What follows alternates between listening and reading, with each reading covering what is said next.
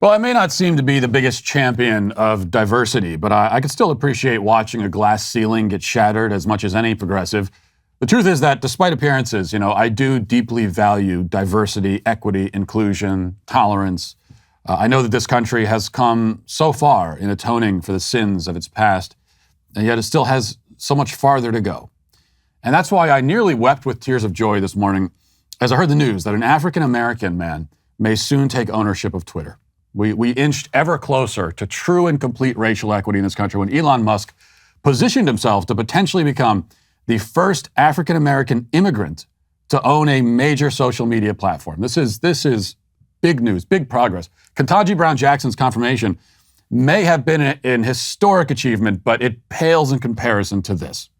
As the Daily Wire reports, Elon Musk, the tech billionaire who made waves across the world after recently becoming the largest Twitter shareholder, is offering to buy 100% of Twitter at $54.20 per share in a cash deal that could exceed $40 billion. According to an SEC filing submitted Wednesday evening, Musk told Twitter chairman Brett Taylor that this was his best and final offer. The offer comes just days after Musk declined to take a position on Twitter's board of directors. And now we know why he declined to take that position. You can read in the SEC filing the voice and text message from Musk to Twitter where he explains his offer. He emphasizes again that he's not going to negotiate. It's his best and final. But if the board doesn't accept the offer, which I don't know how they could choose not to accept, as declining the offer would be them acting against the financial interests of their shareholders. But if they don't accept, Musk indicated that he would reconsider, quote unquote, his position as a shareholder. So this is, in other words, a hostile takeover. And certainly, if they refuse the offer and Musk pulls out completely, Twitter's stock price is going to plummet through the floor. So they're backed into a corner, it would seem, and it is a glorious sight to behold. Now, as for the reaction to this news, it has been, as you might expect, quite dramatic. Some of us, though, see this as, not only a major win for racial equity, but also an opportunity. For example, I've already reached out to Elon on Twitter and offered my services as the company's new chief diversity and inclusion officer. I assume there's going to be a lot of vacancies coming up, especially in those kinds of departments, and I am willing to do that. I don't even need a 7-figure income to do the job.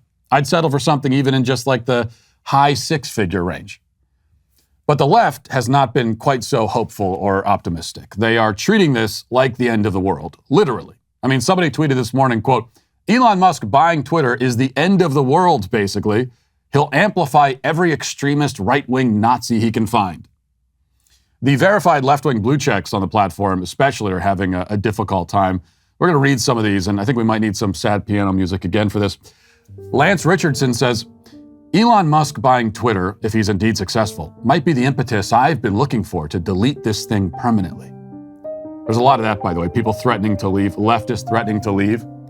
It's like one of those, is that a threat or a promise kind of thing? Max Boot says, I'm frightened by the impact on society and politics if Elon Musk acquires Twitter. He seems to believe that on social media, anything goes. For democracy to survive, we need more content moderation, not less. Just stop and think about that for a second.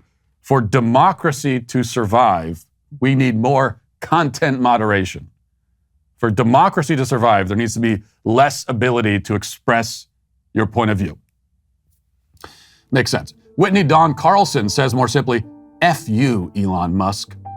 And then Miguel, an employee of Twitter, says, I can't even with Elon buying Twitter. I may have to rethink my employment if that actually happens. And Pam Keith says, I love you all, but I am 100% out if Musk takes over Twitter. No, Pam Keith, don't leave, please. We beg you to stay. Well, you know what? Actually, call this whole thing off. I just decided. I thought it was good, but if Pam Keith is not going to be on Twitter with Elon Musk in control, then forget the whole thing. It's not worth it.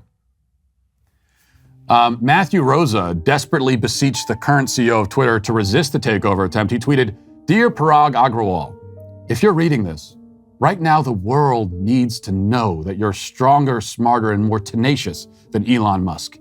He thinks he can beat you. The free world needs to know that he's wrong. Yours truly, a lifelong and long verified Twitter user.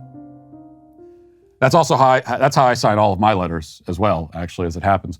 Don't ask either of us how we could possibly be lifelong Twitter users. That's irrelevant. And then finally, of course, Jeff Jarvis pushes the Nazi button.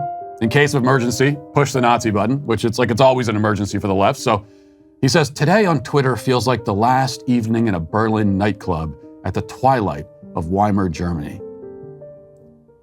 Yes, the prospect that people expressing their opinions honestly on Twitter is exactly like Nazi Germany. People being able to tweet memes with abandon. It's just like Nazism. There's no difference, really.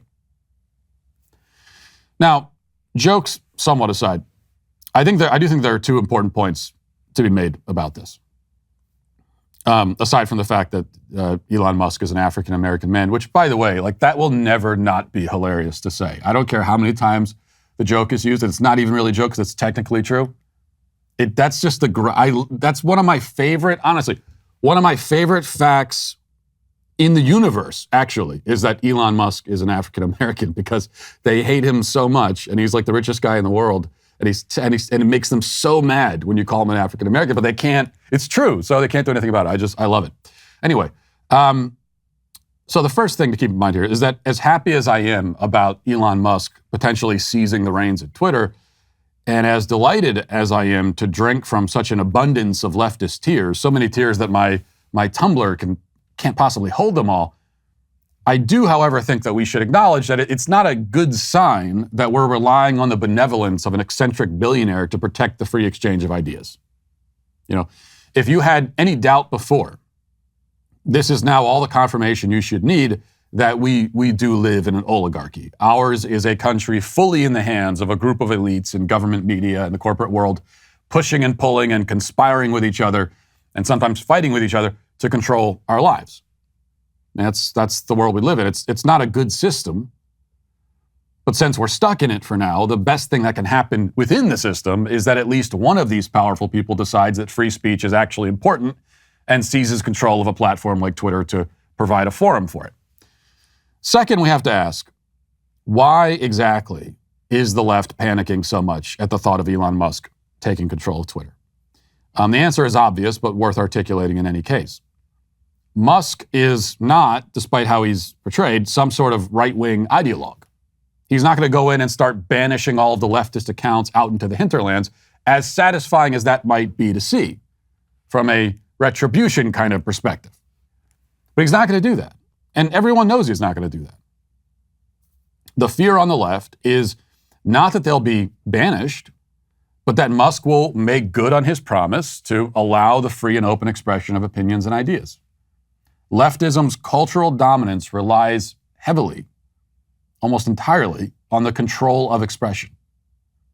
It hasn't taken this position of dominance by defeating the other side in the ideological arena.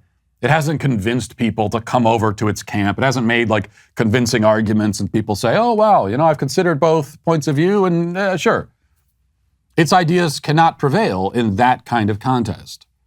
They don't stand up against even the slightest scrutiny. So for leftism, the game is won by making sure that it is the only team allowed on the field. This kind of suppression accomplishes, I think, two things for them. One, it of course ensures that people don't encounter the opposing views or hear the arguments, and because you don't need to bother debunking or defeating arguments that nobody hears anyway. Very often people come up to me and they'll thank me for making some point or another, and then they'll tell me that, I'd never heard that before. I'd never heard anyone put it like that before. And that's always shocking to me because all I ever do is state the obvious. I have no deeper insights to offer, really. And yet, and don't quote me on that, because you're still watching the show. But really what I'm doing is just stating the obvious. And yet even obvious truths are kept out of view from so many people. The other thing that suppression accomplishes, I think even more so, is isolation. This is another thing that I hear all the time from people. Because if it's common sense, it means that it's a lot of these things are the kinds of things people know. You don't need to tell them, they just know it. Like men and women are different, for example. It's a common sense thing. It's self-evident. Maybe one of the most self-evident facts in the world. And so everyone kind of knows. You don't need to tell them that.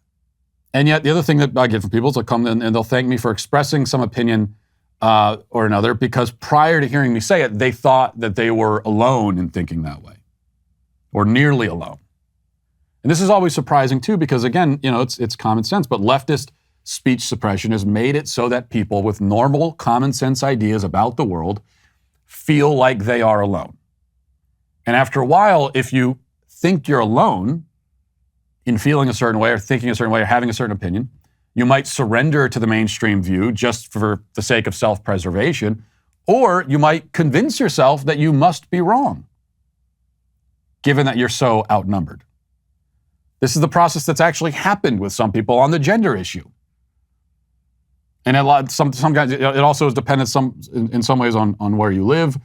But people are so surrounded by this insanity that after a while they start to think, well, am I wrong about this? I thought men and women are different, but everywhere I go and everyone seems to be affirming the opposite. So this is a very valuable tool to the left. And it's what they stand to lose, at least partially if Twitter slips out of their hands. And it's why they're panicking. And it's why it's so enjoyable to behold. And besides, if you're on the left and you're worried about this, what's the big deal? Remember what you always told us? Just go build your own Twitter. It's not hard to do. So good luck. Hey, listen, hit the subscribe button. Do it right now. I demand it. And I thank you for your compliance. It is somewhat appreciated.